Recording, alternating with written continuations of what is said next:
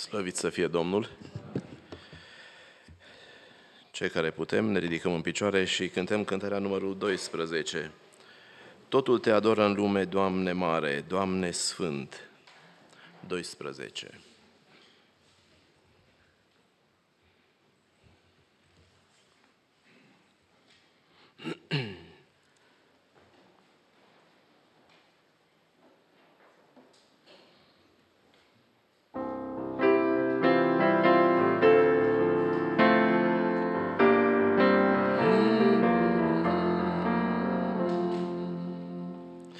Totul te adoră în lume, Doamne mare, Doamne sfânt, proslăvindu-ți al Tău nume, sus în cer și pe pământ. Te ador, scumpul meu mântuitor.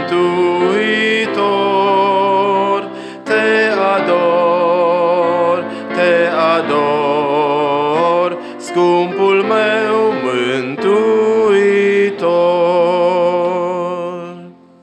Soare, lună, mii de stele, din imense depărtări, slava Ta o spun și ele, prin lucrarea lor din zări. Te ador, scumpul meu mântuitor. Te ador, scumpul meu mântuitor. Pretutindeni dau de știre ale Tale fapte mari, lucruri ce trec peste fire, glorioase bunetari. Te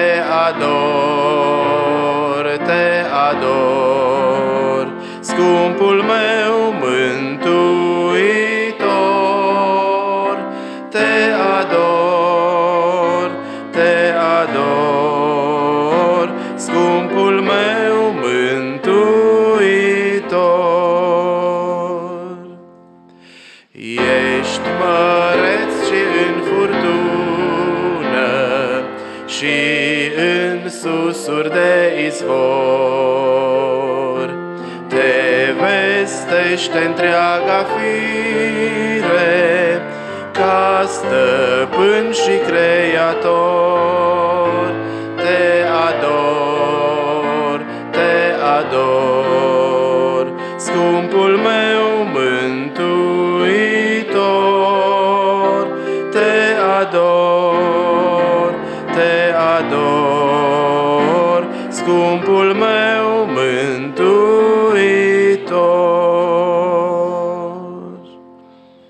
Amin. Și cântarea 178.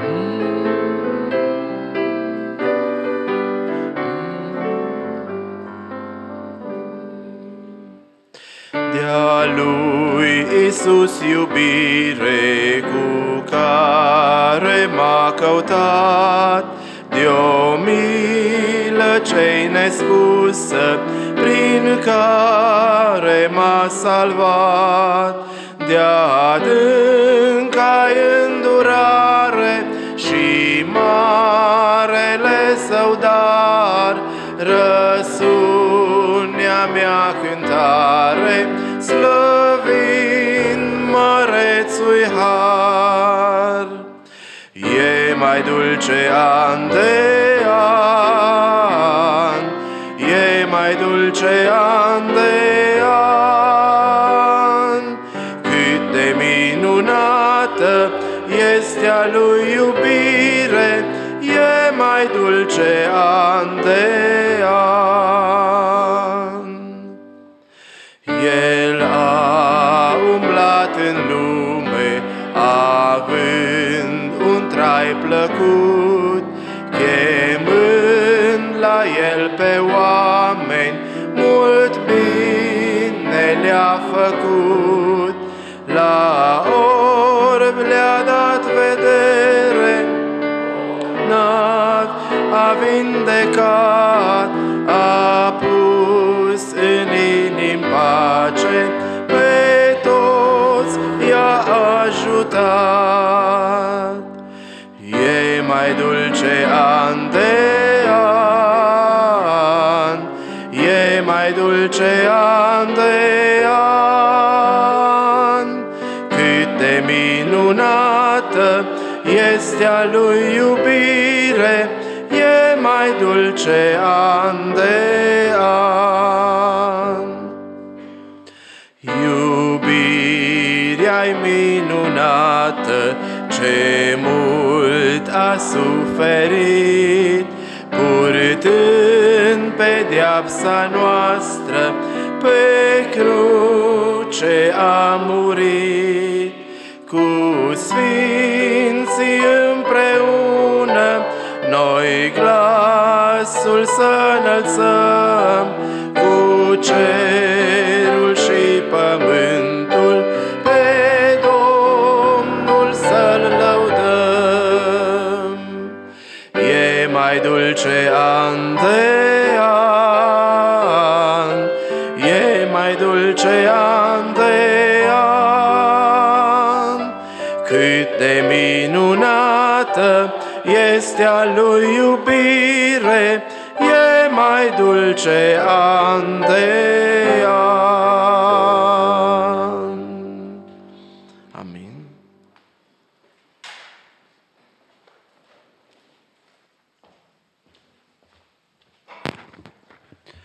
Pace, slăvit să fie Domnul!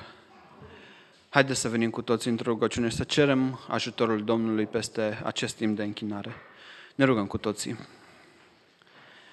Înaintea Ta venim, Tată Ceresc, și îți mulțumim pentru harul Tău cel mare pe care l-ai revărsat peste noi. Îți mulțumim, Tată, că și astăzi ne-ai făcut și ne faci parte de harul Tău.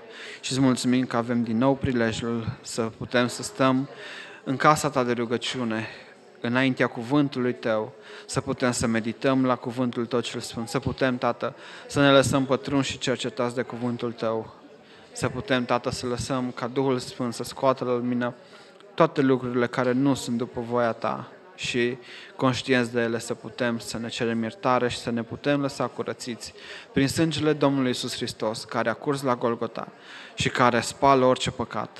Îți mulțumesc, Tată Ceresc, pentru că Tu și astăzi ai pentru noi pregătite darurile Tale, ai pentru noi pregătite cuvinte de îmbărbătare, cuvinte care să ne mângâie inima, cuvinte care să ne întărească, să ne dea putere. Și Tu vrei ca acolo unde ești Tu să fim și noi cu Tine în slavă, ca să dăm laudă, slavă și cinste numele Tău celui mare, să Te glorificăm pe Tine, Doamne Iisuse, pentru că Tu ești Cel care ne-ai răscumpărat, Tu ești Cel care ți-a dat viața pentru noi și noi nu suntem vrednici să stăm, Tată, prin noi înșine, ci doar prin Domnul Iisus putem să stăm înaintea Ta.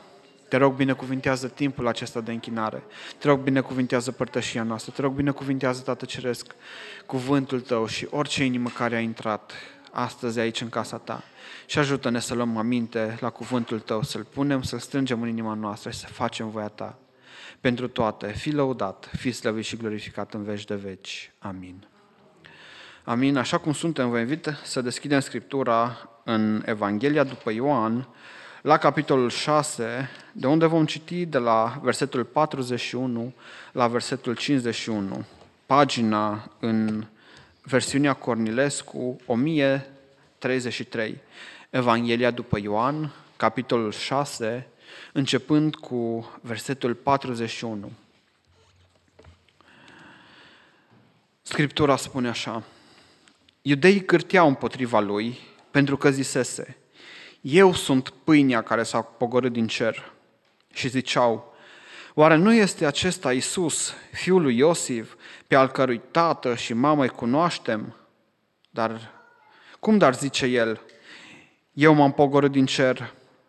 Iisus le-a răspuns, nu cârtiți între voi. Nimeni nu poate veni la mine dacă nu-l atrage Tatăl care m-a trimis. Și eu îl voi învia în ziua de apoi. În proroci este scris, toți vor fi învățați de Dumnezeu. Așa că oricine ascultă pe Tatăl și a primit învățătura lui, vine la mine. Nu că cineva a văzut pe Tatăl, afară de acela care vine de la Dumnezeu. Da, acela a văzut pe Tatăl. Adevărat, adevărat vă spun, că cine crede în mine are viață veșnică. Eu sunt pâinea vieții. Părinții voștri au mâncat mană în pustie și au murit. Pâinea care se coboară din cer este de așa fel ca cineva să mănânce din ea și să nu moară. Eu sunt pâinea vie care s-a pogorât din cer. Dacă mănâncă cineva din pâinea aceasta, va trăi în veac. Și pâinea pe care o voi da eu este trupul meu pe care îl voi da pentru viața lumii. Amin. Vă invit să ocupați locurile.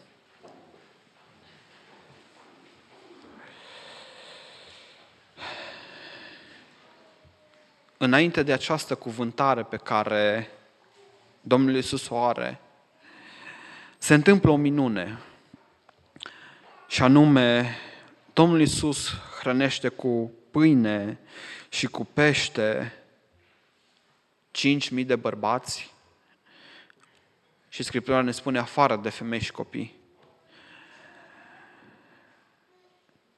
Și acum, folosindu-se de această lucrare, de această minune pe care au văzut-o atâția oameni și cu siguranță toți cei care au văzut-o, toți cei care au luat parte la această minune erau acolo, de partea cealaltă a Mării Galilei și l-ascultau pe Domnul Iisus, folosindu-se de această lucrare pe care El a făcut-o, Domnul Iisus dorește să învețe poporul, să învețe pe Israel un adevăr mai adânc. Și anume, Domnul Iisus dorește să învețe că El este acela care dă viață, dar nu viața aceasta trupească, ci viața veșnică. Așa cum pâinea, peștele, așa cum mâncarea susține viața aceasta biologică, la fel, Domnul Iisus, care se coboară din cer de la Tatăl, este Cel care dă viața veșnică. Și folosește această imagine a pâinii ușor de înțeles pentru ei și pentru noi, dar o folosește cu un sens mult mai adânc și le spune, așa precum pâinea se frânge și este mâncată, tot așa, trupul meu se va frânge, pentru ca prin frângerea trupului meu voi să aveți viața.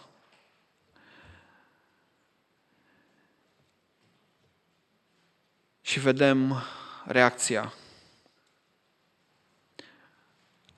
Ei cârtesc. Dar Domnul Iisus merge mai departe. Nu se lasă intimidat de aceste lucruri. Și întărește încă o dată faptul că El este acela care s-a coborât din cer. Faptul că El este acela care vine de la Dumnezeu și care aduce viața veșnică. Și aceasta este lucrarea pe care El o face în lume. A venit să caute și să mântuiască ce era pierdut. Și pentru aceasta își va da viața pe cruce. Bineînțeles, nu detaliază în aceste versete cum trupul lui va fi frânt, dar aceste lucruri le vom afla citind Scriptura mai departe. Dar le arată un pic acelor care erau prezenți acolo în acele vremuri, care este de fapt misiunea lui, care este trimiterea lui, lucrarea de mântuire a lui Dumnezeu. Folosindu-se de o minune pe care a făcut-o și la care toți au fost martori, și au luat parte. Aș vrea să avem o primă rugăciune, o rugăciune de mulțumire, în care să venim și să mulțumim lui Dumnezeu pentru Domnul Iisus, pentru pâinea vieții care s-a coborât din cer de la Tatăl și prin care și noi avem viața astăzi. Dar nu viața aceasta trupească, biologică, ci viața veșnică. Apoi, în versetul 44, Domnul Iisus spune: nimeni nu poate veni la mine dacă nu-l atrage Tatăl. Și noi, fiecare, am fost atrași de Dumnezeu. Am fost atrași, poate fără să conștientizăm, poate fără să înțelegem, am fost atrași la Domnul Iisus. Să-i mulțumim că am fost aleși și atrași de Tatăl și am venit astfel la Domnul Iisus. Și dacă ne uităm atent în aceste 10 versete câte am citit, vedem că Domnul Iisus face o serie de promisiuni în aceste versete. Faptul că El este viața și El va da viața veșnică celor aleși, celor întorși, copiilor lui Dumnezeu. Faptul că Dumnezeu îi învață pe acei aleși ai Lui prin Duhul Sfânt. Faptul că vom fi înviați în ziua de apoi. Toate acestea sunt promisiuni pe care Domnul Iisus le face. Și vedem că aceste promisiuni ale lui Dumnezeu, făcute prin Domnul Iisus, s-au împlinit, se împlinesc și se vor împlini atâta timp cât Dumnezeu ține vremurile în mâna Lui și îngăduie istoria. Și apoi promisiunea învierii în ziua de apoi se va împlini atunci când îl vom vedea pe Dumnezeu față în față. Să mulțumim pentru aceste promisiuni, pentru că știm că cuvântul lui Dumnezeu este da și amin. Deci în rugăciunea pe care o vom înălța, vom veni cu mulțumire înaintea Domnului și vom mulțumi pentru Domnul Iisus, pentru pâinea vieții care s-a coborât din cer de la Tatăl pentru noi, pentru fiecare. Să mulțumim pentru că am fost aleși și atrași de Dumnezeu Tatăl la Domnul Iisus. Și să mulțumim pentru toate promisiunile pe care Domnul Iisus le face, pe care Domnul Iisus ne le lasă, pe care Dumnezeu ne le lasă pe paginile Scripturii și pe care știm că se vor împlini. Vă invit să vă ridicați și în câteva rugăciuni pe rând, câțiva frați și câțiva surori, să venim înaintea Domnului cu mulțumire. Mulțumim, Doamne, pentru că Tu ești Dumnezeul care ne hrănește. Mulțumim că ești Dumnezeul care ne poartă de grijă. Și pentru că în această zi te putem proslăvi în unitate sfântă, îți mulțumim, Doamne. Te rugăm să primești lauda noastră și slava din inimile noastre.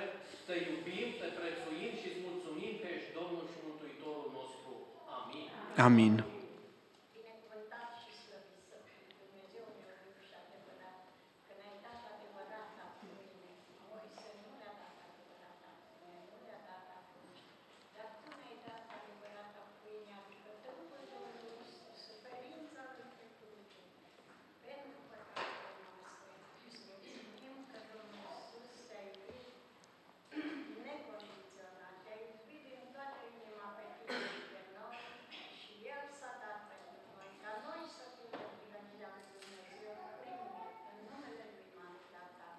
Amin.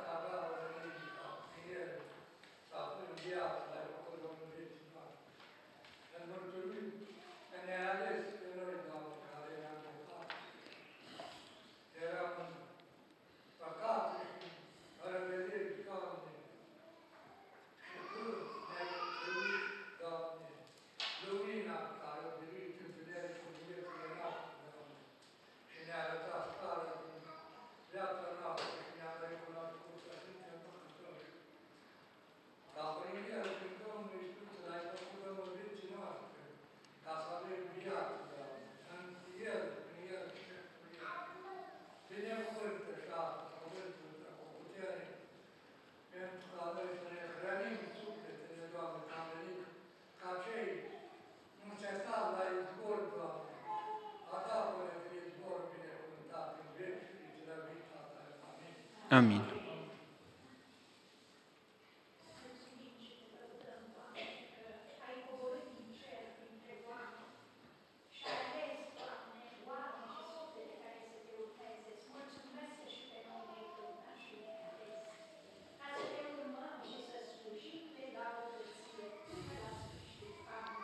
Amin.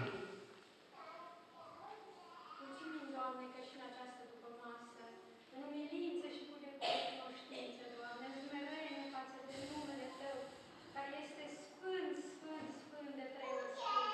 Putem, Doamne, să înălțăm și astăzi rugăciuni și cereri cu mulțumire și pacea lui Dumnezeu care întrece orice pricepere, vă va păzi inimile și gândurile în Iisus Hristos, Domnul nostru.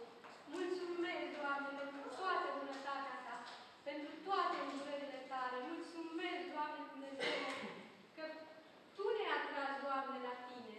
Dacă nu ne-ai fi atras, Doamne, nu știu cum ar fi arătat, Doamne, viața mea astăzi. Dar îți mulțumesc, Doamne, că a fost o zi în viața mea, Doamne, în care Te-ai atins de mine, m-ai atras la Tine, Doamne. Și îți mulțumesc pentru toate. Mulțumesc pentru cuvântul care ne spune: adevărat, adevărat vă spun că cine ascultă cuvintele mele și crede în Cel ce m-a trimis, are viață veșnică și nu vine la judecată, ci a trecut din moarte la viață. Și viața veșnică este aceasta: să Te cunoască pe Tine, singurul Dumnezeu adevărat, și pe Iisus Hristos pe care L-ai trimis. Doamne, mă rog ca în fiecare zi, Doamne, să mă ajuți să Te cunosc tot mai mult și să împlinesc poruncile Tale, pentru că așa ne spune cuvântul: cine are poruncile mele și le păzește, acela mă iubește. Și cine mă iubește va fi iubit de Tatăl meu. Eu îl voi iubi și mă voi arăta lui. Îți mulțumesc, Doamne, pentru toate. Amin. Îți mulțumesc și eu, Tată Ceresc, în numele și pentru meritele Domnului Iisus, pentru această lucrare minunată pe care ai făcut-o pentru noi toți, pentru fiecare în parte și pentru mine, pentru că am fost atrași de Tine la Domnul Iisus Hristos și am fost făcuți copii de Dumnezeu prin sângele care a curs la Golgota, prin moartea și învierea Domnului nostru Iisus Hristos. Îți mulțumesc că El este pâinea vieții pe care Tu ai trimis-o din ceruri de la Tine, aici pe pământ, ca să ne astâmpere foamea aceasta a sufletului, ca să ne dea plinătatea Ta. Îți mulțumesc că prin El noi suntem în Tine și suntem ascunși în Tine împreună cu El. Și îți mulțumesc, Tată Ceresc, pentru toate promisiunile pe care le găsim în Scriptură, pe care Tu ni le faci, pentru că știm că cuvântul Tău este da și amin și toate se vor împlini la vremea hotărâtă de Tine pentru fiecare dintre noi. Te laud, Te slăvesc și Te măresc, în veci de veci fi glorificat, Tată, Fiule și Duhul Sfânt. Amin. Amin. Vă invit să ocupați locurile și să mai lăudăm pe Domnul cu o cântare.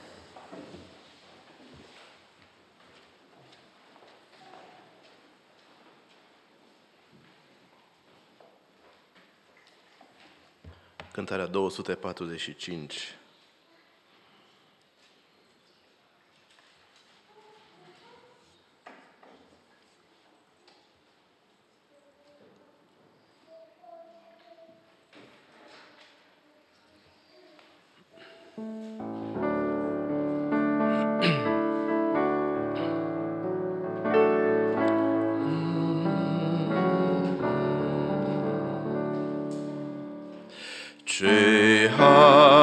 Ce har să poți să crezi, ce har, ce har, ce har pe Domnul să-L urmezi, ce har, ce har, ce har de plin să te predai, ce har, ce har, ce har, s-o rupi cu al lumii trai, ce har, ce har, ce har să poți să spui mereu, ce har, ce har, Iisus, Mântuitorul meu,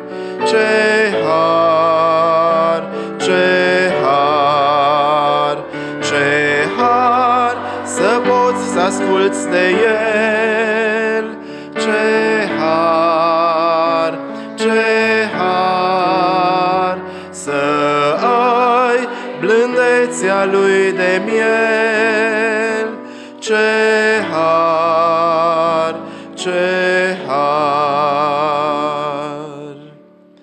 ce har, ce har să poți iubi. Ce har, ce har, cuvântul sfânt să-l poți trăi. Ce har, ce har, ce har, să poți să fii smerit. Ce har, ce har, și-n suferință liniștit. Ce har, ce har, ce har să mergi pe calea sa. Ce har, ce har, ce har curat să-i poți cânta. Ce har, ce har, ce har, să fii umplut de plin cu har, cu har. Viața s-o trăiești senin în har, în har. Amin.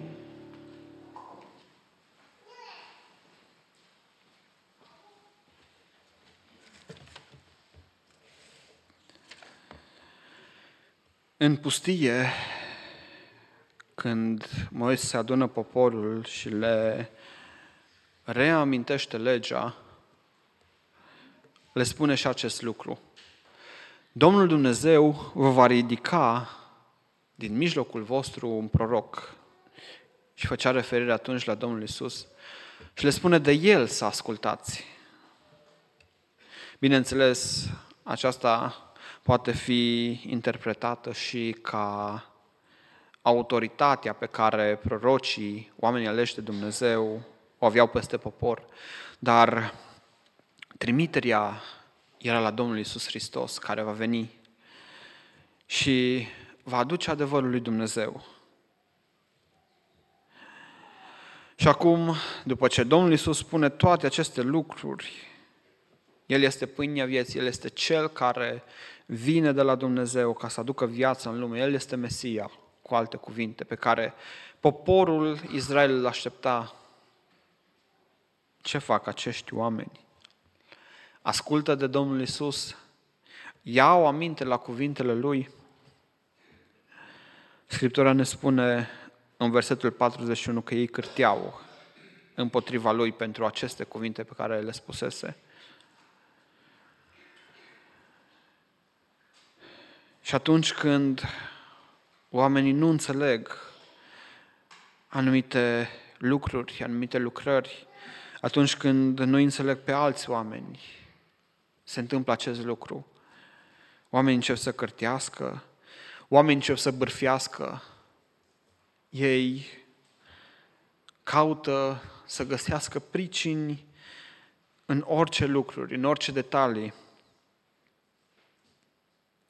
Caută să arate ce-i mai rău, pentru că nu înțeleg toate acestea. Și acest lucru se întâmplă oriunde ne uităm. Afară, în lume sau în biserică. Chiar și în biserică atunci când oamenii nu înțeleg, când nu aud cuvântul lui Dumnezeu, când nu văd lucrările lui Dumnezeu, se întâmplă aceste lucruri. Și poate că și noi am fost în rândurile acestor oameni. Am căutat pricini de potignire în slujitori, în oamenii care au făcut lucrările lui Dumnezeu.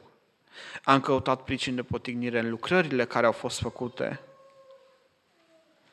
Am vorbit pe la spate, am descurajat, am cârtit. Și nu e ușor ca cel care a fost ținta tuturor acelor atacuri să meargă mai departe, dar Dumnezeu dă putere. Însă în minutele care urmează aș dori să avem o rugăciune de smerenie, o rugăciune de pocăință și să venim înaintea Domnului, să ne cerem iertare pentru toate acele momente în care am cârtit, în care am bârfit, în care am avut ceva împotriva fraților sau surorilor în Domnul, pe care ni-a dat Domnul. Acești oameni nu credeau în Domnul Iisus Hristos și cârteau. Cu cât mai dureros este ca un frate sau o soră în credință să fie vorbit pe la spate, să fie bârfit. Și apoi, dacă am făcut lucrurile acestea, am descurajat și poate am împiedicat lucrarea Domnului prin acțiunile noastre, prin vorbele noastre, descurajând pe cel care a făcut această lucrare sau face această lucrare. Și punem bețe în roate. Și aș dori să ne cerem iertare și pentru acest fapt, pentru că împiedicăm prin acțiunile noastre, prin vorbele noastre, lucrarea Domnului.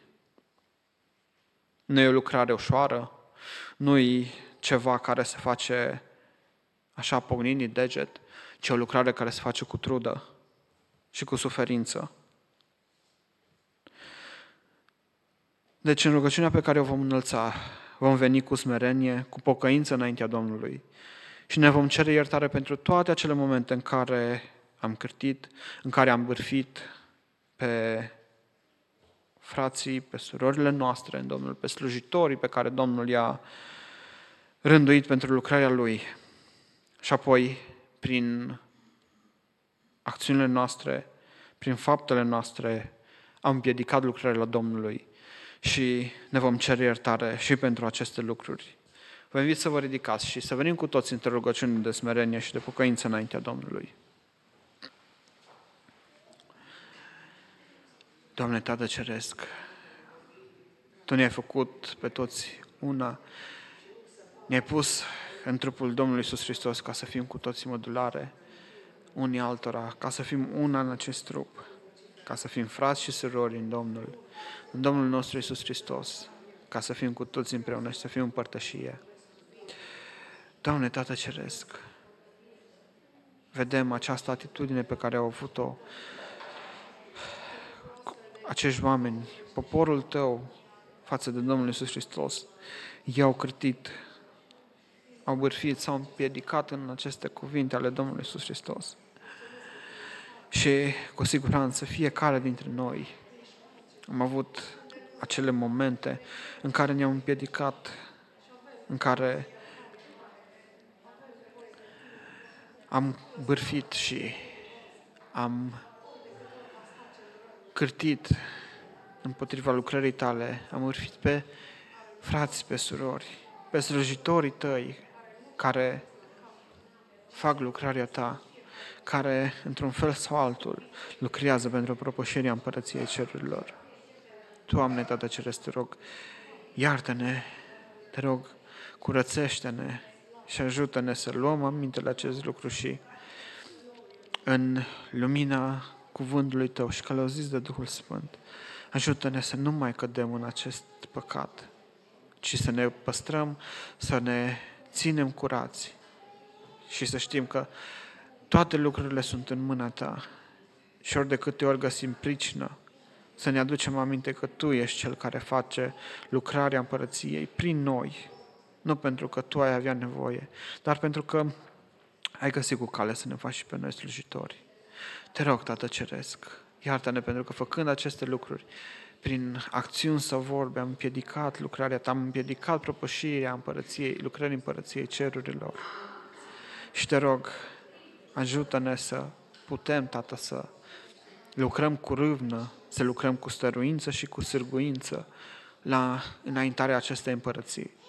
Și fiecare, așa cum am auzit, să zidim în primul rând în dreptul casei noastre și apoi să zidim mai departe, pentru că Tu ești Cel care ne dai și puterea și înfăptuirea.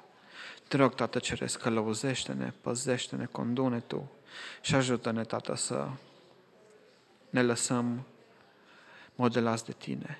Pentru toate Te laud, Te slăvesc și Te măresc în veci de veci. Amin. Amin. Vă invit să ocupați locurile.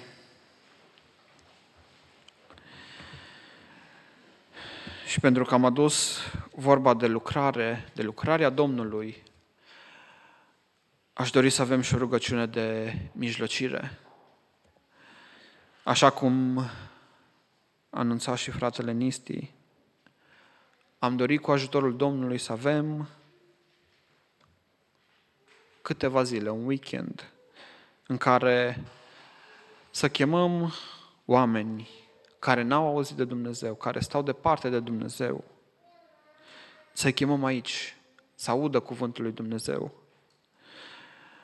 Și aș dori să mijlocim încă de pe acum pentru această lucrare. Să rugăm pe Dumnezeu ca El să pregătească ogorul, să pregătească resursele necesare, să pregătească pe acei care vor vesti cuvântul și nouă să ne dea putere ca să putem să lucrăm cu sârguință, să putem să lucrăm cu stăruință. Și apoi știm că El își va face de plină lucrarea potrivit voii Sale. De asemenea, să mijlocim pentru celelalte lucrări pe care le avem în biserică, pentru taberele cu copiii pentru tabăra cu copiii care va veni, pentru lucrarea de curățenie care va avea loc sâmbătă la Muntele Rugăciunii. Domnul să ne dea putere și să ne întărească. Și, nu în ultimul rând, să mijlocim pentru noi, pentru fiecare, în dreptul nostru, ca Dumnezeu să ne dea înțelepciune, ca Dumnezeu să ne călăuzească, să putem să înțelegem cuvântul Lui, așa cum El îl lasă curat și drept pe paginile Scripturii. Deci avem o rugăciune de mijlocire, o rugăciune în care venim și mijlocim pentru lucrarea de evangelizare pe care o avem înainte, pentru lucrările bisericii pe care le avem de asemenea, pentru tabăra copiilor, pentru lucrarea de curățenie de la Muntele Rugăciunii și mijlocim în dreptul nostru ca Dumnezeu să ne călăuzească și să ne dea înțelepciune în înțelegerea cuvântului. Vă invit să vă ridicați și cu toții să venim într-o rugăciune de mijlocire înaintea Domnului. Doamne Tată Ceresc, Tu ne-ai lăsat în biserica Ta nu ca să stăm, nu ca să dormim în lumină, ci ca să lucrăm, ca să ducem mai departe lucrarea împărăției Tale până la marginile pământului, ca să îi aducem și pe alții la cunoștința adevărului, să-i aducem din moarte la viață, din întuneric la lumină. Doamne Tată Ceresc, Te rog pentru această lucrare de evangelizare pe care Tu ne-ai pus-o în gând și pe care cu ajutorul Tău dorim să o facem. Te rog, Tată Ceresc, pregătește Tu ogorul. Te rog pentru toți aceia care Tu i-ai pregătit, Tu i-ai rânduit ca să slujească aici cu cântare, cu cuvânt, în orice fel. Te rog, Tată, ca Tu să-i întărești și să-i păzești. Te rog ca Tu să-i clăuzești prin Duhul Tău cel Sfânt. Și Te rog să pregătești Tu toate resursele necesare. Te rog, Tată Ceresc, și nouă, celor care suntem aici în biserică și care vom face felurite lucrări, care poate nu se văd, Te rog să ne dai putere, te rog să ne dai înțelepciune și stârguință ca să putem, Tată Ceresc, să ducem la îndeplinire cu responsabilitate și cu stăruință aceste lucrări. Te rog pentru lucrările pe care le mai avem cu biserica, Tată, pentru tabăra copiilor care va avea loc, pentru lucrarea de curățenie de la Muntele Rugăciunii. Te rog ca Tu să privești asupra acestor lucrări și mâna Ta să fie cu toți cei care duc la îndeplinire aceste lucrări. Te rog, Tată, să ne dai putere și să ne ajuți ca să lucrăm cu toată inima pentru Tine, nu pentru oameni, pentru că știm că tot ceea ce facem își va căpăta răsplata. Și te rog, Tată Ceresc, pentru noi, pentru fiecare, călăuzește-ne și dă-ne înțelepciune ca cuvântul pe care îl citim să-l putem înțelege, să-l putem pricepe, așa cum Tu l-ai lăsat, curat și drept. Și știm că avem nevoie de Duhul Sfânt pentru aceasta. Te rog, umple-ne pe fiecare dintre noi cu Duhul Sfânt, cu Duhul Tău cel Sfânt. Te rog ca Tu să iei aminte la toate rugăciunile care s-au înălțat în această dupămasă din locul acesta și Tu să răspunzi potrivit voii Tale. Și știm că Tu vei lucra. Și îți mulțumim pentru aceasta. Te lăudăm și Te slăvim în numele și pentru meritele Domnului Isus. Amin. Amin. Timpul de rugăciune s-a sfârșit. Vă invit să ocupați locurile.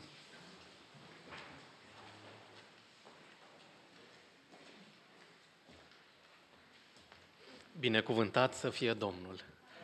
S-a sfârșit timpul de rugăciune aici, însă noi continuăm cu o viață a rugăciunii și vrem să-L onorăm pe Domnul prin această viață, prin acest devotament, printr-o dedicare spre slava Lui.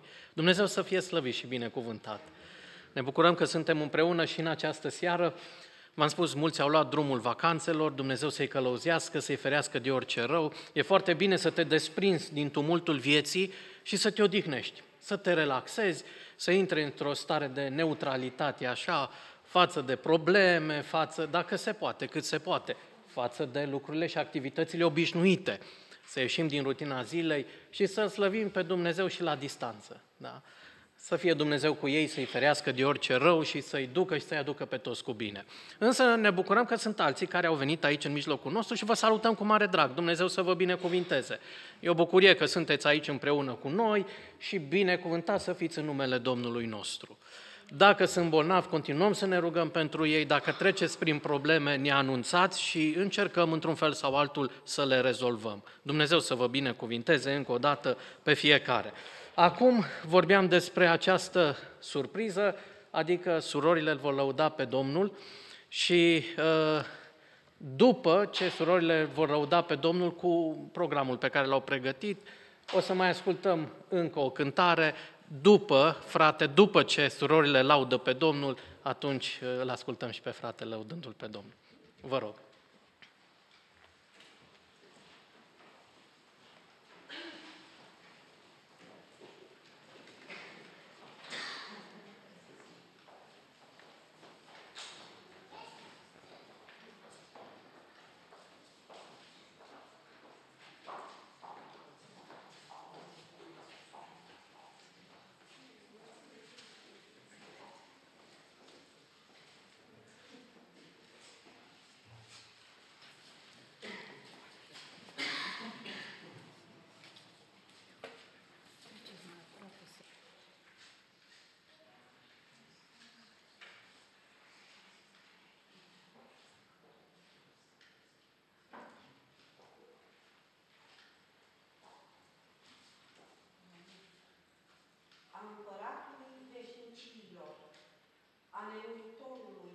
Nevăzutului și singurului Dumnezeu, să fie cinstea și slava în vecii vecilor. Amin. Amin.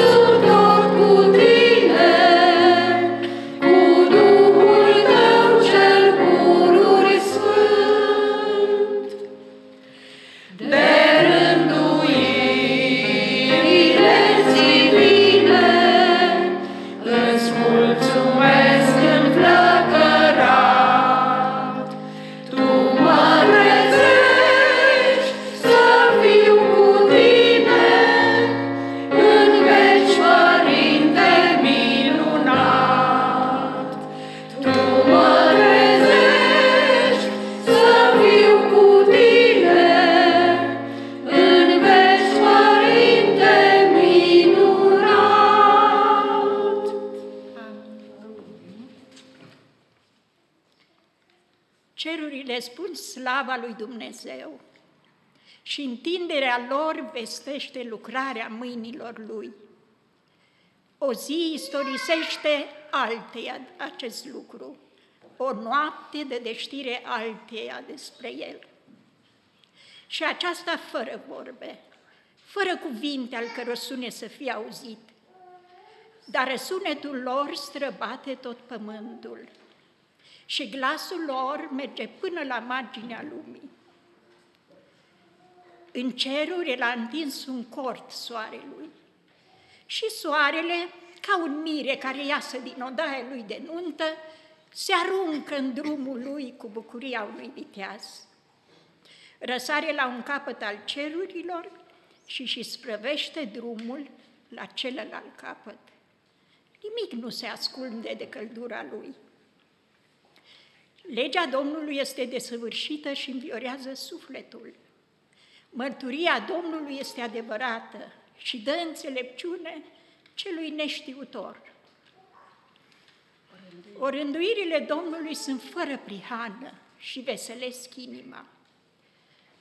Orânduirile Domnului sunt fără prihană și veselesc inima. Poruncile Domnului sunt curate și luminează ochii. Frica de Domnul este dreaptă, ține pe vecie. Judecățile Domnului sunt adevărate, toate sunt drepte. Ele sunt mai de preț decât aurul, decât mult aur curat. Sunt mai dulci decât mierea, decât picurul din fagur. Robul tău primește și el învățătura de la ele. Pentru cine le păzește, răsplata este mare. Cine își cunoaște greșelile făcute din neștiință? Iartă-mi greșelile pe care nu le cunosc. Păzește de asemenea pe robul tău de mândrie, ca să nu stăpânească ea peste mine. Atunci voi fi fără prihană, nevinovat de păcate mari.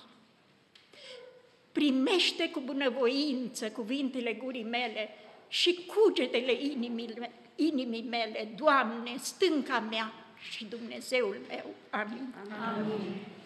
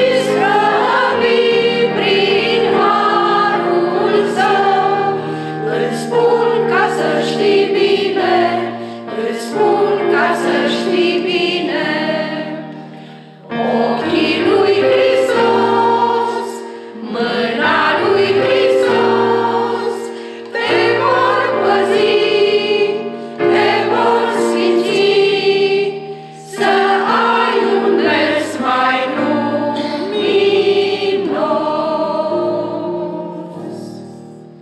Amin.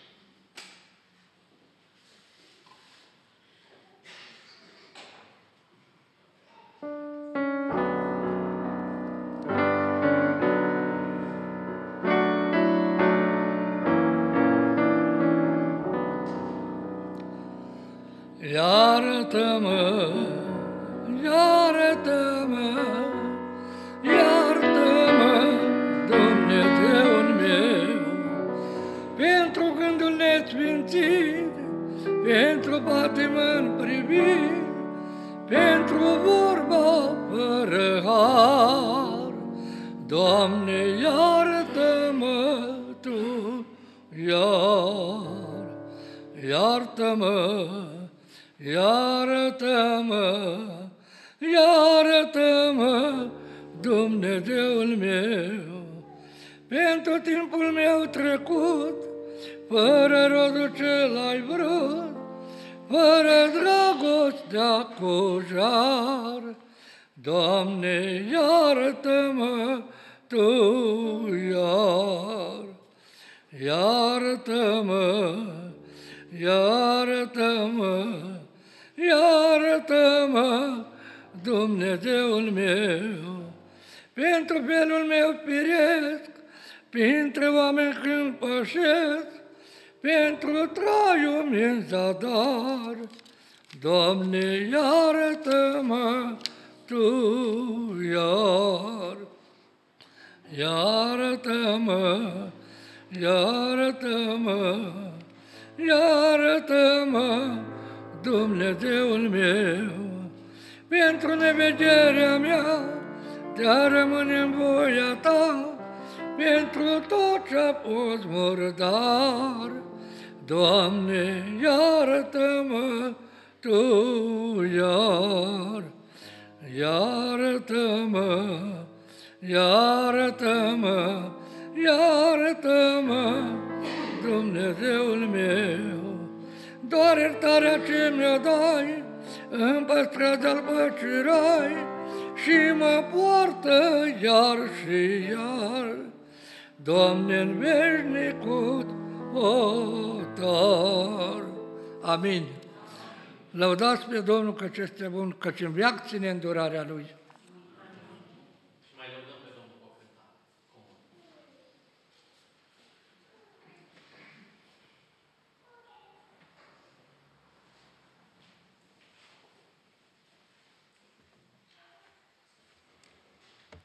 ...412. Doamne, a crede vreau, Tu să mă înveți.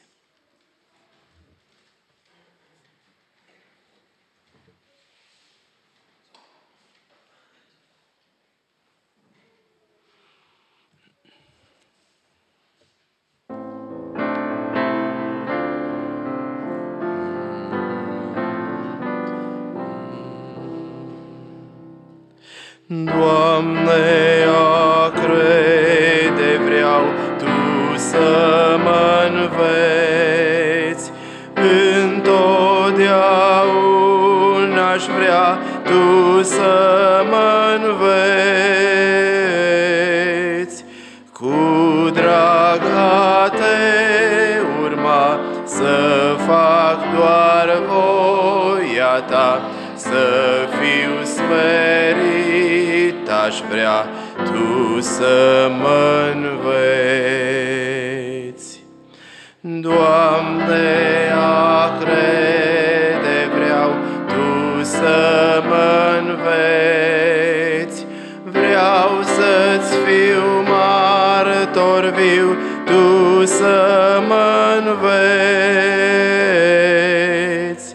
Iată trec zilele, coapte sunt holdele, cum să strâng roadele, Tu să mă înveți. Doamne, a crede vreau, Tu să mă înveți, să aștept venirea Ta, Tu să mă înveți. Să-ți placă viața mea când Tu mă vei chema, să stau în fața Ta, Tu să mă înveți. Amin.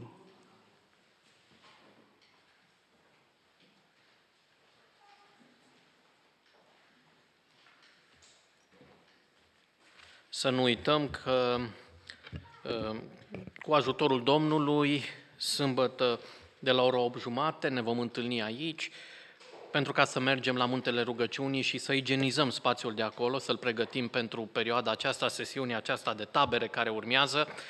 Rugămintea ar fi ca toți cei care participă să-și aducă și ceva de mâncare, sandwich-uri, apă, pentru ca să nu facem acolo mâncare și să dureze prea mult.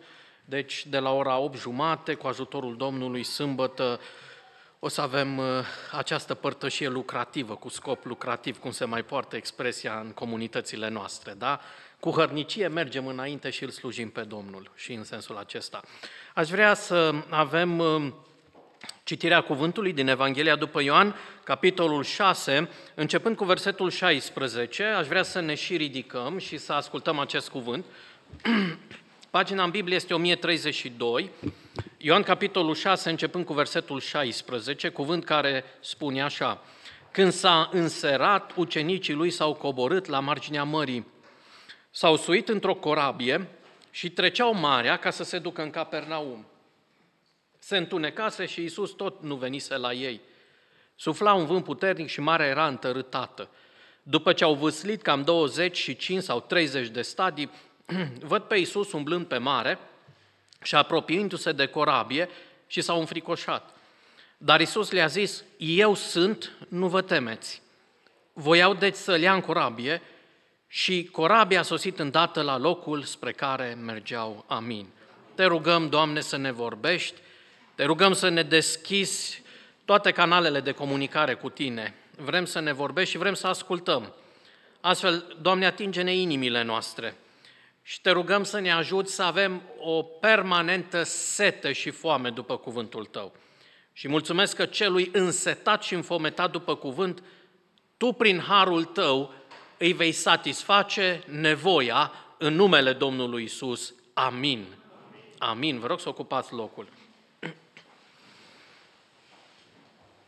Am hotărât totuși în această seară să continuăm seria confruntărilor de duminică seara, confruntări pe care Domnul Iisus Hristos le are cu crizele umanității în Evanghelia după Ioan și astăzi ajungem la una dintre cele mai complicate și delicate probleme cu care ființa umană se poate întâlni.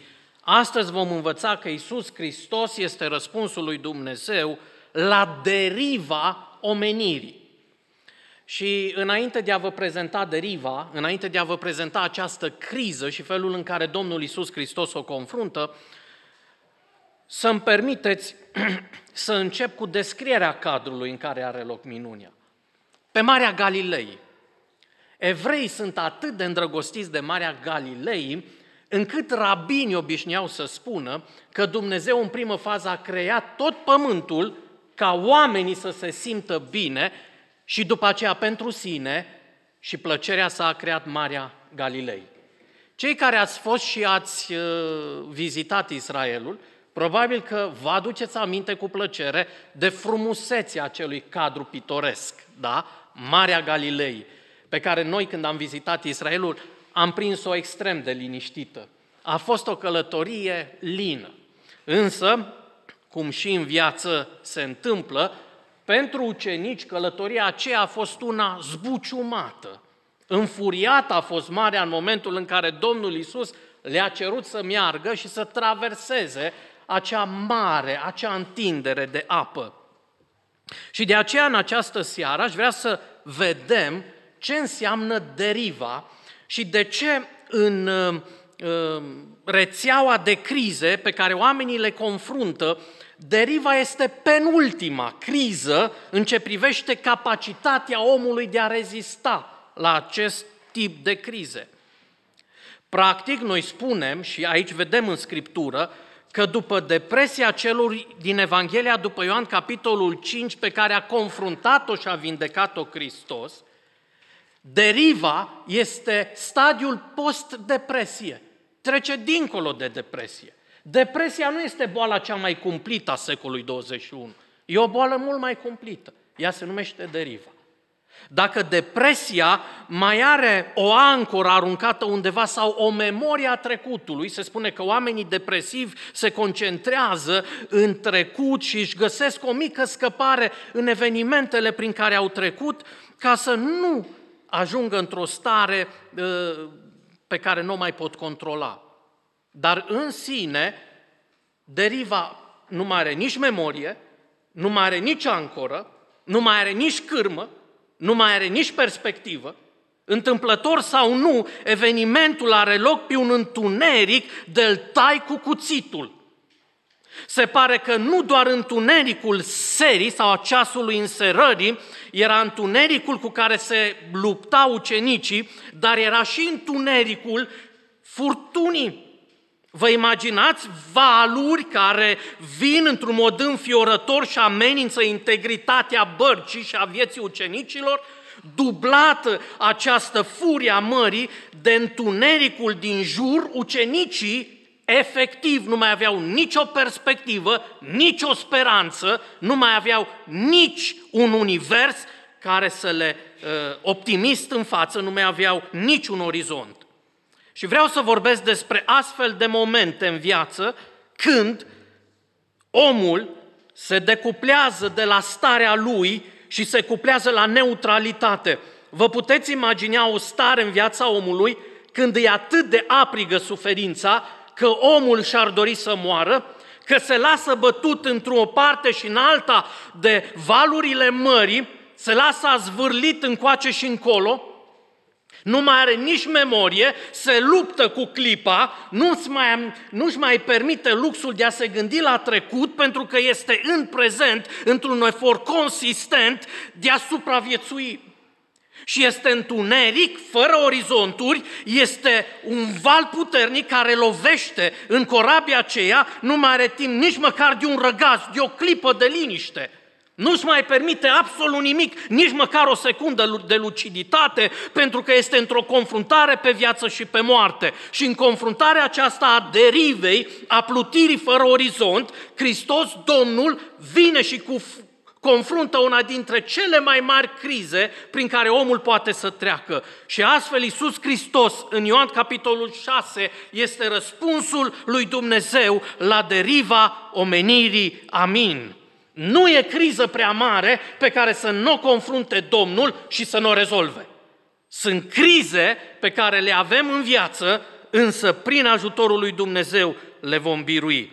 Și vreau să vă dau și o veste mai puțin plăcută, să știți că nu suntem scutiți de suferința crizelor vieții, nu suntem scutiți niciunul. Sunt aici unii care poate au marea liniștită la acest moment al vorbirii mele, dar nu vă îngrijorați prea tare, o să vină și vremea când marea dumneavoastră se va tulbura. Cineva împărțea auditoriul în următoarele categorii, auditoriul său. Spunea, aici de față, și cred că e specific și cu auditoriul din această seară, din Biserica Filadelfia, sunt 3 feluri de oameni. Oameni care au ieșit dintr-o suferință, oameni care sunt într-o suferință și oameni care vor intra în suferință. Suferința e un numitor comun și Dumnezeu confruntă această criză și aș vrea să vedeți cum confruntă Dumnezeu criza aceasta extrem de dificilă. În primul rând, dacă vă uitați cu mine în Evanghelia după Ioan, capitolul 6, în textul pe care l-am citit, prima metodă a lui Dumnezeu de a confrunta criza aceasta este providența. Astfel avem trecut în Ioan 6:16 următorul verset. Când s-a înserat, ucenicii lui s-au coborât la marginea mării, s-au suit într-o corabie și treceau marea ca să se ducă în Capernaum. Se întunecase, observați că acest cadru se intensifică în întuneric și Iisus tot nu venise la ei. Dacă citim strict textul din Evanghelia după Ioan, capitolul 6, nu vom vedea semnul providenței. Pentru aceasta trebuie să citim narațiunea soră din Matei, capitolul 14, versetul 22, unde vă rog și pe dumneavoastră să deschideți. Evanghelia după Matei, capitolul 14 sau 14, versetul 22.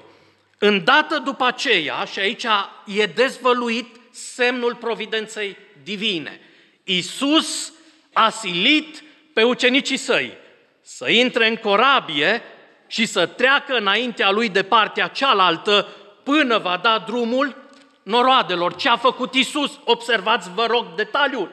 În Evanghelia după Matei, Iisus a silit pe ucenici pe drumul acesta. Întrebare, a știut Domnul Iisus ce are să se întâmple? Da sau nu? Da. De ce? Pentru că Dumnezeu, Fiul, este omniștient. Dumnezeu este atotcunoscător. Dar Dumnezeu în același timp știe dinainte ce are să se întâmple. Nu doar că știe ce se întâmplă, dar Dumnezeu știe dinainte ce are să se întâmple. Și când vorbesc de providența lui Dumnezeu, este suma a 3 factori. Și vreau să înțelegeți acest aspect complicat din teologie, care se numește providența lui Dumnezeu.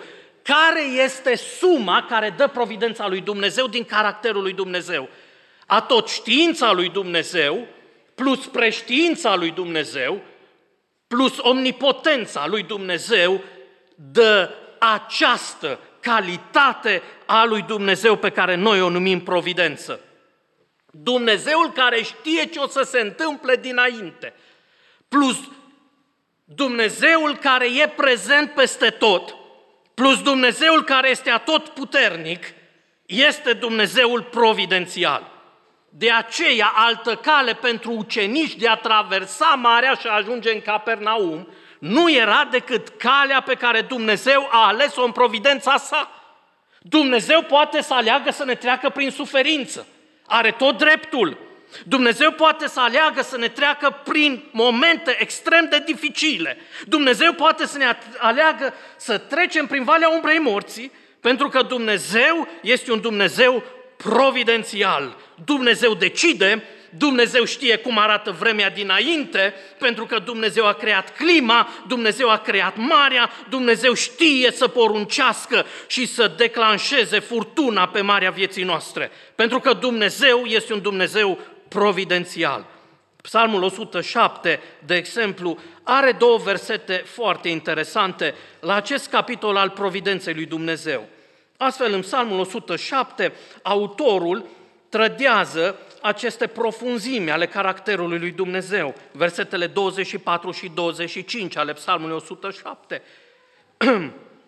Și spune așa: aceia au văzut lucrările Domnului și minunile Lui în mijlocul adâncului. El a zis și a pus să sufle furtuna care a ridicat valurile mării. Și versetul 26, se suiau spre ceruri, se coborau în adânc, sufletul era pierdut în fața primejdei. Observați deriva din psalmi. Apucați de amețeală, se clătinau ca un om biat și zadarnică le era toată iscusința. Versetul 28, atunci în strâmtorarea lor au strigat către Domnul și El i-a izbăvit din necazurile lor. A oprit furtuna, a adus liniștea și valurile s-au potolit. Slăvit să fie Domnul! Același eveniment descris de psalmist cu mii de ani înainte de evenimentul din Evanghelia după Ioan. Dumnezeu este un Dumnezeu providențial, un Dumnezeu care îngăduie suferința, un Dumnezeu care uneori provoacă suferința și în suferința îngăduită și provocată de El, Dumnezeu coboară să ne țină în viață și să ne întărească. Slăvit să fie Domnul! Care este primul semn atunci când intrăm în derivă, când suntem în suferință? Primul semn al confruntării lui Iisus Hristos cu suferința noastră este providența Lui. Al doilea semn pe care Domnul Iisus îl are atunci când se confruntă cu deriva noastră este planul Lui. De exemplu, Domnul Iisus a plănuit această criză din viața ucenicilor. Nu doar că a plănuit-o, dar El a și determinat ca acești ucenici ai Lui să ajungă în criza aceasta. Hai să vedem în Cartea Psalmilor încă un verset care ne alimentează în această direcție. Cartea Psalmilor, mai exact Psalmul 4:1. Răspundem când strig Dumnezeul neprihănirii mele.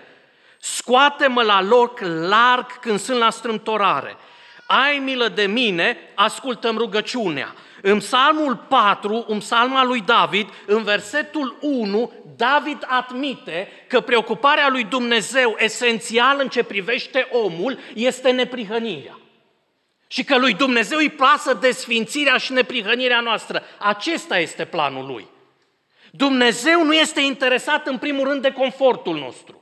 Aici este o greșeală și un fals al Evangheliei prosperității, al creștinismului postmodern, care umple bisericile la comandă pentru că îi convine acestui tip de creștinism un Dumnezeu care ne alimentează confortul. Dar în Psalmul 4, versetul 1, David, un om care își permitea confortul, spune așa: Tu ești Dumnezeul neprihănirii.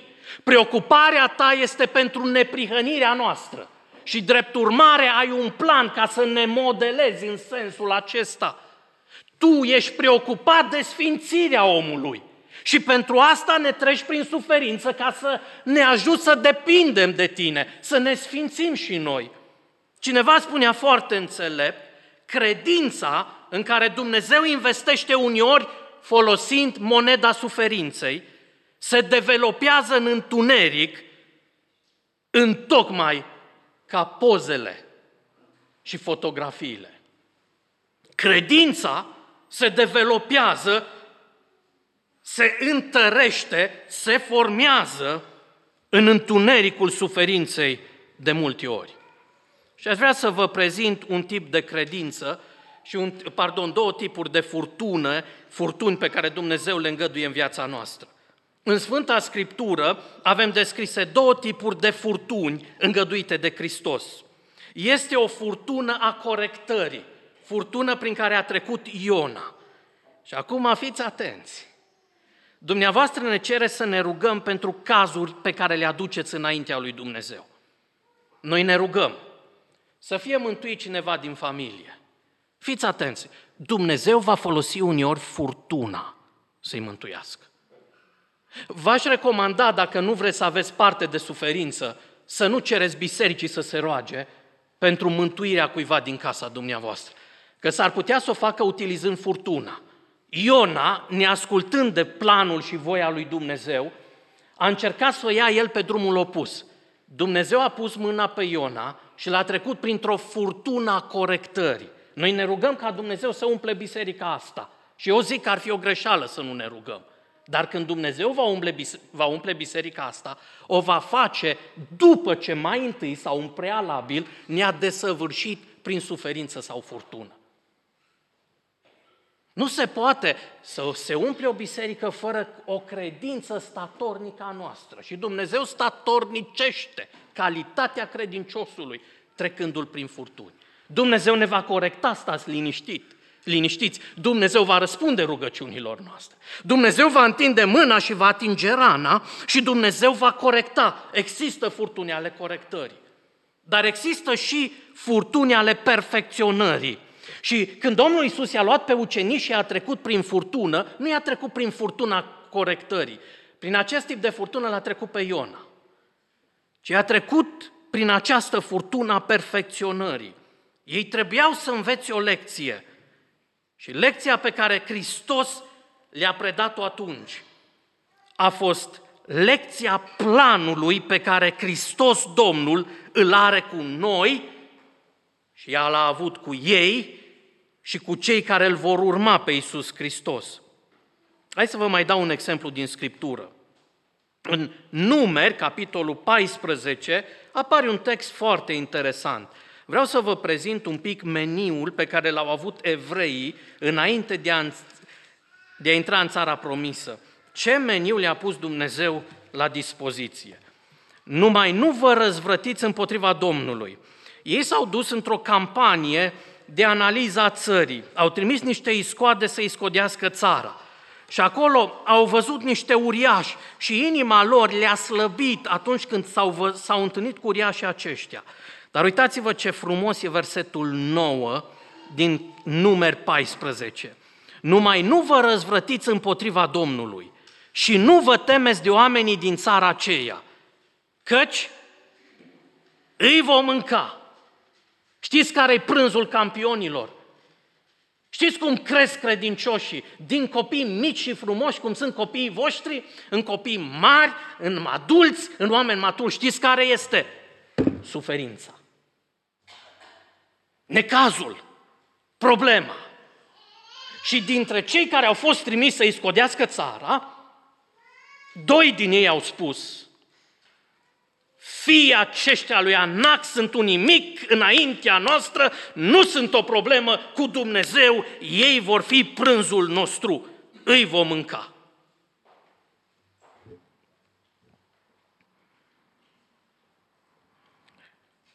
Deci când treci prin derivă, e providența lui Dumnezeu, e planul lui Dumnezeu activ și e părtășia cu Dumnezeu.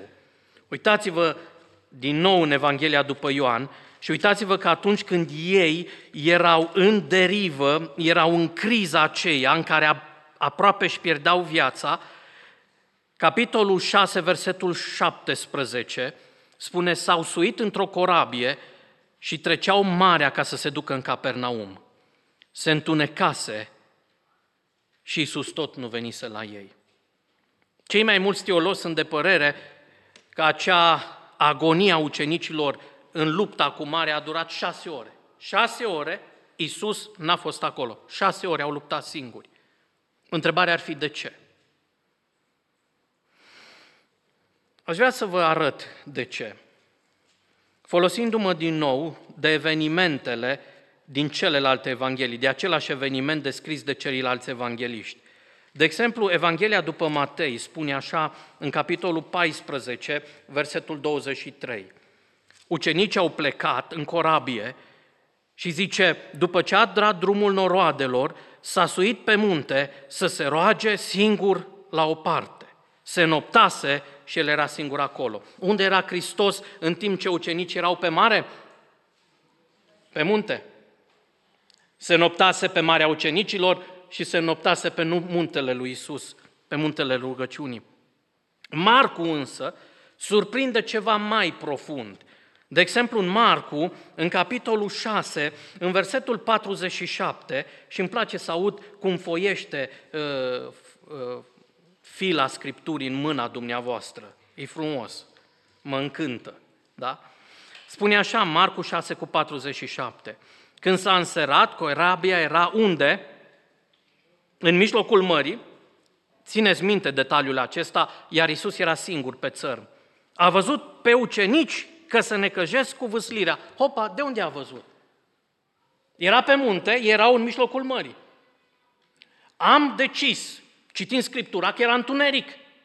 Întunericul nopții și întunericul furtunii. Întrebarea este: cum a văzut Iisus pe ucenici căsnindu-se pe mare? Când e vorba de incapacitatea omului de a vedea la 1 metru distanță când se întâmplă astfel de grozăvii pe mare, Hristos de la o distanță remarcabilă vede pe ucenici, vede cazna lor, vede chinul lor, vede lupta lor. Știți ce face Hristos? Are avantajul înălțimii, are perspectiva, vede prin cel mai adânc întuneric. Pentru că atunci când noi trecem prin suferință, știți ceva despre Domnul Iisus? E acolo, se roagă, vede, înțelege, pricepe, știe, slăvit să fie Domnul. Nu vă bucurați de lucrul acesta. Ia uitați-vă la mine ca și cum v-ați bucura. Nu mai fiți întristați. Păi nu e motiv de bucurie. De ce credeți că vă spun lucrul acesta? Să vă întristați? Hai să ne ciulim urechile. Repet, Hristos era la o distanță mare, ucenicii erau învăluiți de întuneric și noi tot întristați suntem. Păi cum așa? Hristos era acolo, îi vedea în întunericul cel mai profund. Întunericul se prăvălise peste ei și Domnul se ruga pentru ei și le știa suferința, necazul. Noi câteodată ne simțim confortabil dacă știu un medic ce suferință avem și dacă ne vede acolo problema noastră. De ce n-am fi încântați noi ca și creștini că există un Dumnezeu care știe în mod clar, concret, cea mai mică parte din noi, atomul, îl știe în cel mai profund întuneric. Știți ce primim aici cu toții din Ioan capitolul 6? Resurse să rezistăm în necazurile care ne vin peste noi în mod obișnuit. Vor veni necazuri și ar trebui să ne orientăm înspre Dumnezeu și să vedem ce planuri are El pentru noi ca să ne scoată din necazul acesta. Uitați-vă încă un text frumos, răsfoim Scriptura și cât timp se mai aude răsfoitul Scripturii în biserică, e un semn al sănătății spirituale a bisericii.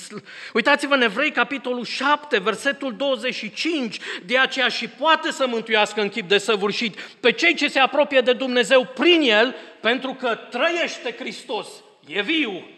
Știți de ce? Ca să mijlocească pururea pentru noi. Fiți atenți, frați dragi, Hristos e la dreapta lui Dumnezeu să mijlocească pururea pentru noi. Și îmi place un text superb de acolo din cartea Apocalipsa când spune că rugăciunile sfinților pe altarul tămâierii din cer ardeau înaintea lui Hristos și era atmosfera de rugăciune a bisericii înălțată la tronul lui Hristos și Hristos, Domnul și Dumnezeu Tatăl și Duhul Sfânt erau acolo și vedeau rugăciunile și ascultau rugăciunile pentru că El are părtășie cu cei care se află în derivă. Și mai este ceva, prezența Lui. Hai să vă aduc aminte pentru cei care notați. Providența Lui, planul Lui, părtășia în rugăciune cu El și prezența Domnului în mijlocul lor. Și asta v-am spus-o și vineri, dar o repet și în seara aceasta, pentru că este una din afirmațiile care pe mine m-au încurajat cel mai mult dintre toate afirmațiile pe care le-am auzit de la oameni și de la predicatori transmise și predicate. Uitați-vă în Ioan capitolul 6, metoda pe care Hristos o alege să vină în mijlocul lor. Și metoda a fost una simplă. A început să umble pe mare. Dintre toate metodele pe care le putea face și administra în acea criză, Hristos a ales metoda umblării pe mare. Și întrebarea ar fi, de ce umblă Hristos pe mare? Dintr-un motiv foarte simplu pe care vi l-am dezvăluit și vineri. Că în momentul acela cea mai mare problemă a ucenicilor erau valurile care veneau peste capul lor. Dar ceea ce vine peste capul ucenicilor, apa învolburată, e întotdeauna sub picioarele lui Iisus, Domnul. Ceea ce e peste capul nostru și capacitatea noastră de rezistență răspunde la comanda și porunca lui Hristos. Marea învolburată care lovește noi este sub autoritatea deplină a lui Iisus Hristos, slăvit să fie Domnul. De aceea, stimați frați și surori, Dumnezeu, atunci când e prezent în mijlocul nostru, e prezent ca Cel ce stăpânește circumstanțele vieții și viața noastră în întregime. Hai să mai auzim încă o dată fâșâitul, da? Zgomotul filelor Scripturii, pe care le vom duce înspre 1 Tesaloniceni, capitolul 5, versetul 18. Și cuvântul Domnului spune așa: mulțumiți lui Dumnezeu pentru toate lucrurile, căci aceasta este voia lui Dumnezeu în Hristos Iisus cu privire la voi. Încă un text din Vechiul Testament, și ele vor striga înspre noi, înspre conștiința noastră, ori de câte ori trecem prin suferință. Înarmați-vă, fraților, înarmați-vă, stimați ascultători, când trecem prin suferință, să ne fie texte de reper, să ne fie texte de echilibru. Isaia 30:18, totuși Domnul așteaptă să se milostivească de voi și se va scula să vă dea îndurare, căci Domnul este un Dumnezeu drept, ferice de toți cei ce nădăjduiesc în El. Domnul așteaptă să vă dea îndurare și își va trimite prezența Lui și va asculta rugăciunile noastre, pentru că Domnul dă ascultare. În cele penultimul lucru este puterea Lui. Dumnezeu ne binecuvintează cu puterea Lui și aici fac o afirmație și apoi trec la ultimul punct. Afirmația este următoarea. Hristos, Domnul, niciodată nu ne va duce prin voința Lui într-o situație atât de grea încât să nu ne poată susține prin puterea Lui. Dumnezeu în mod voit ne împinge în situații grele ca să ne formeze, dar niciodată Dumnezeu în voința Lui nu ne va împinge în circumstanțe critice și să nu poată să ne întrețină prin puterea Lui. Puterea Lui e desăvârșită, slăvit să fie Domnul. Și în cele din urmă aș vrea să vedeți finalul textului din Ioan, capitolul 6. Dar Iisus le-a zis, eu sunt, nu vă temeți, versetul 20. Și versetul 21, observați o a doua minune. Pe de o parte, el merge pe mare, prima minune, dar pe de altă parte, spune Ioan, a doua minune este în versetul 21. Voiau de să le ia în corabie. Și corabia a sosit îndată la locul spre care mergeau. Unde se întâmplau evenimentele? În mijlocul Mării Galilei, în plină furtună. Hristos vine la ei pe mare, arătând autoritatea pe care o are asupra circumstanțelor vieții. Nu știm dacă a intrat în corabie sau nu. Cel mai probabil a intrat. Și în momentul în care a intrat în corabie, corabia din mijlocul mării a ajuns la mal. Și ăsta e un miracol. Îndată, spune în secunda următoare sau în clipa următoare, au ajuns la destinație. Știți de ce au ajuns la destinație? Vă spun de ce. Au ajuns la destinație pentru că lecția fusese predată, învățătura fusese asimilată. Și asta îmi place când Domnul Iisus ne trece prin suferință. Când am învățat lecția, nu ne va lăsa acolo, ne scoate din suferință și ne duce la destinație. Pentru că scopul lui Hristos este să confrunte pierderile, suferințele, crizele, derapajele noastre. Și într-o zi, cu El în barcă, să ajungem acolo unde ne dorim cu toți, la mal. Unii din biserica aceasta, când au primit toate lecțiile lui Hristos, Hristos i-a dus la mal pe unii. Au ajuns în slavă, pentru că au fost formați, pregătiți, echipați.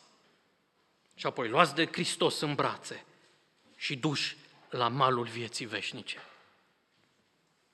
Pentru că atunci când intrăm în derivă, alături de noi este Dumnezeul providențial, Dumnezeul care are un plan, Dumnezeul care ne face părtași rugăciunilor Lui, Dumnezeul care ne face părtași prezenței Lui și Dumnezeu care ne dă puterea Lui în crizele cele mai profunde ale vieții. Vă invit să ne ridicăm și permiteți-mi să am o rugăciune de încheiere. Doamne Iisuse, îți mulțumim că ești Dumnezeul care confruntă crizele noastre. Și am văzut că încă de la Ioan, capitolul 2, Tu confrunți crizele omenirii. Ai îngăduit ca oamenii să intre în ele, pentru că apoi, prin puterea ta desăvârșită, să-i scoți de acolo. Pe ucenici poate i-ai dus cel mai departe în criză și ai îngăduit să stea în criză ca să-i modelezi și ca să-i desăvârșești. Și îți mulțumim în seara aceasta că ne-ai arătat că atunci când suntem în derivă, când plutim fără ancoră, când plutim fără cârmă, când plutim dezorientați, când este întuneric și când sunt valuri care ne împachetează amenințător. Mulțumim că în momentele în care luptăm cu clipa și nu mai avem timp nici măcar să ne gândim la ce a trecut, cu atât mai puțin să vedem ce planuri ne vom face. Mulțumim că în momentele acelea de derivă și criză puternică, Tu ești Hristosul nostru, care cu providența Ta îngădui să trecem pe aici. Eu m-aș ruga, Doamne, să ne ferești de suferință, dar dacă totuși ne vei trece pe acolo, ajută-ne să înțelegem lecția providenței Tale. Și apoi, Doamne, dacă ne treci pe acolo, ajută-ne să înțelegem că nu suntem întâmplători acolo, ci că suntem cu un plan al Tău acolo. Și am observat, Doamne Iisuse, în viața noastră că cea mai rapidă creștere spirituală atunci când ne-am rugat să intervii și să ne crești, a fost atunci când ai trecut prin suferință.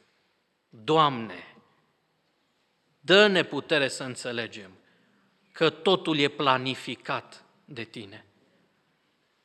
Și apoi, Doamne, îți mulțumim că ne faci părtași pe fiecare dintre noi, părtășiei cu Tine. Și îți mulțumesc că atunci când ucenicii erau în mări învolburate, Tu erai pe munte rugându-te pentru ei, consacrându-te acelui act al mijlocirii. Și că apoi, Doamne, ai intervenit în mod miraculos pentru ei. Și, Doamne, suntem în mările noastre învolburate, dar îți mulțumim că ești la dreapta lui Dumnezeu și mijlocești pentru noi.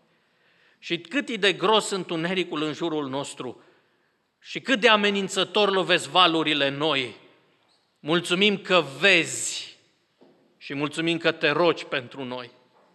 Și ce onorat mă simt, prea iubite Fiu al lui Dumnezeu, că în seara aceasta mijlocești cu numele meu înaintea Tatălui și cu numele fraților și surorilor mele.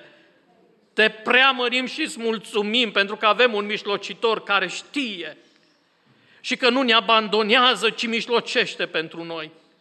Și îți mulțumesc, Doamne, că mai mult de atât, în crizele noastre, ne binecuvintești și ne onorezi cu prezența ființei Tale, că niciodată nu suntem singuri și ca și atunci când cei 3 tineri au fost aruncați în cuptorul cu foc al Babilonului, a fost cu ei acolo, Tu, Fiul de Dumnezeu, și le-ai protejat și le-ai dat putere să nu renege numele Tău, nici chiar în fața focului.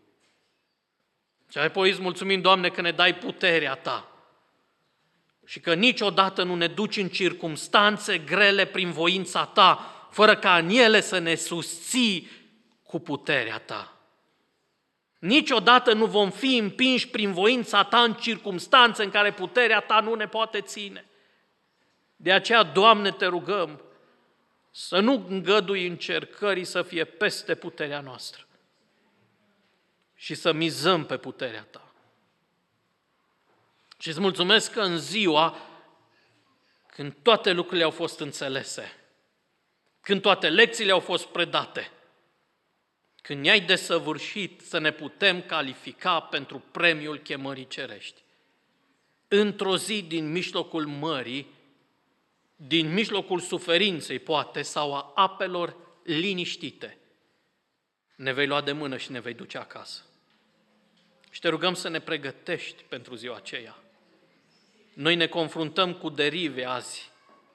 Te rugăm să ne ajuți să nu ne mai confruntăm noi cu ele, ci să le dăm pe mâna Ta și confruntă-te Tu cu derivele noastre. și scoate-ne de acolo, biruitori. Mulțumim că vei păzi biserica aceasta. Mulțumim că vei păzi ființele noastre. Vei păzi și vei proteja copiii și nepoții noștri, părinții și bunicii noștri, ființele noastre, pentru că ne-am rugat în numele Domnului Iisus. Amin. Amin. Vă rog să ocupați locul. Dumnezeu să fie binecuvântat. Mulțumesc de participare. Dumnezeu să vă binecuvinteze pentru toți cei care au slujit.